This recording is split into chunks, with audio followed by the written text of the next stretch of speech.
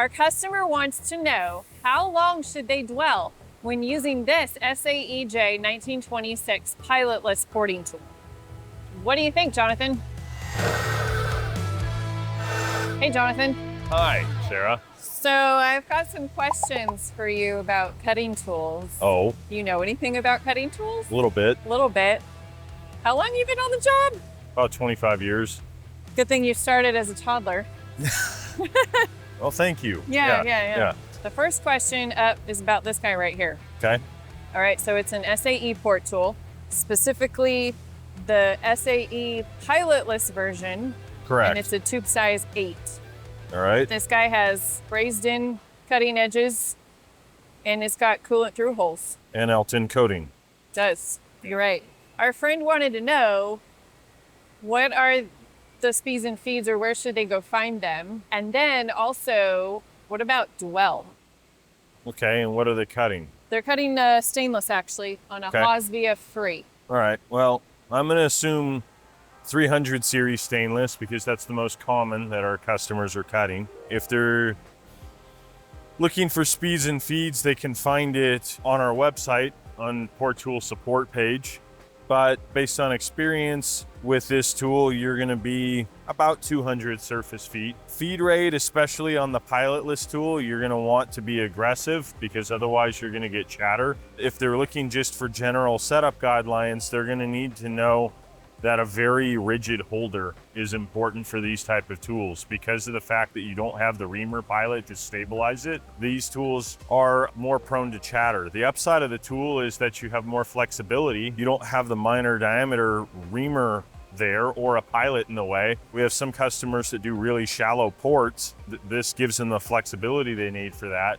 But the downside is that you have to have more rigid tool holding. So they try to avoid the chatter by having that tool holding. Yeah, that's better. So important, like a shrink fit or a hydraulic, or probably hydraulic would be. Okay, yeah. Yeah. All right. That'd probably be the way to go. And then they crank up the feed rate. The feed rate. Yeah, you need the feed rate to be on the high side. So I would say at least 3,000 ship per tooth on the in feed.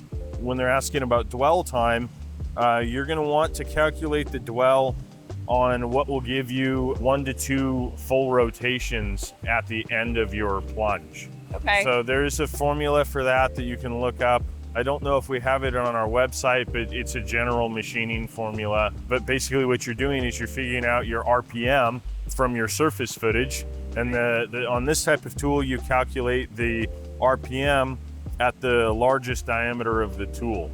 Okay, so across Right, so you use your surface footage calculator to figure out, okay, I'm at 200 surface feet, run it through the calculator, I'm gonna be at this RPM, and then from that RPM you go, okay, well how many seconds do I need to be turning, or fraction of a second, in order to get 1 to 2 rotations of dwell. So it's not long. No, it's short. Really short, yeah. So you talked about why they would do the pilotless, because it's like at the shallow depth. Are there any other reasons why they would opt away from the reamer-style?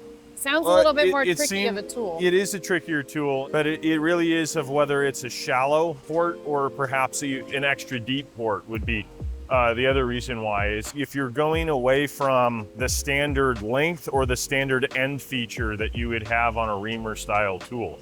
A reamer-style tool is going to have that 120 degree included Harshal point on the end of it. And say, for example, you're doing an extra long port and it's a flat bottom port. That tool may not work for you and you'd want to use something like this instead. You'll just have to combine other tools with it in order to get your result. So a standard port would look something like this. It would have a through hole.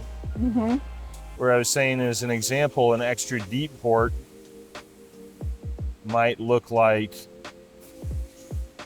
this, where it's flat bottom. Then you might have something like a through hole connecting on the side. I've seen features like that. And so then you would take this tool and it would come and it would be cutting the profile down to here. And then you would have to finish off the rest of this port with a drill that would come in and get most of this material. And then you would come in with maybe an end mill after that interpolate it and finish off that flat bottom. Makes sense. Or a flat bottom drill, or, you know, there's a variety of tools you could use for that. Hey, that reminds me of a song. Oh, Never mind. flat bottom drills make the rock and roll go round. That's the one. Oh, That's the one. There's a reason why this is Tool Tuesday sibling edition. all right.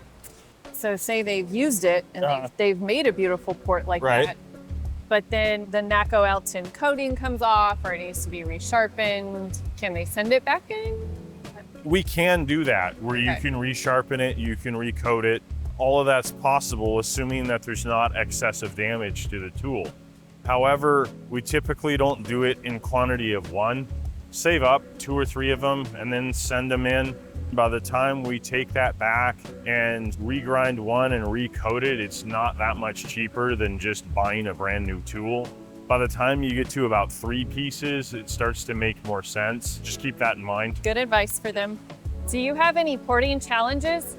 Go ahead and drop it in the comments. Who knows, maybe you'll make it into the next episode. And bring us your most challenging porting or thread milling problems in Chicago next month at IMTS.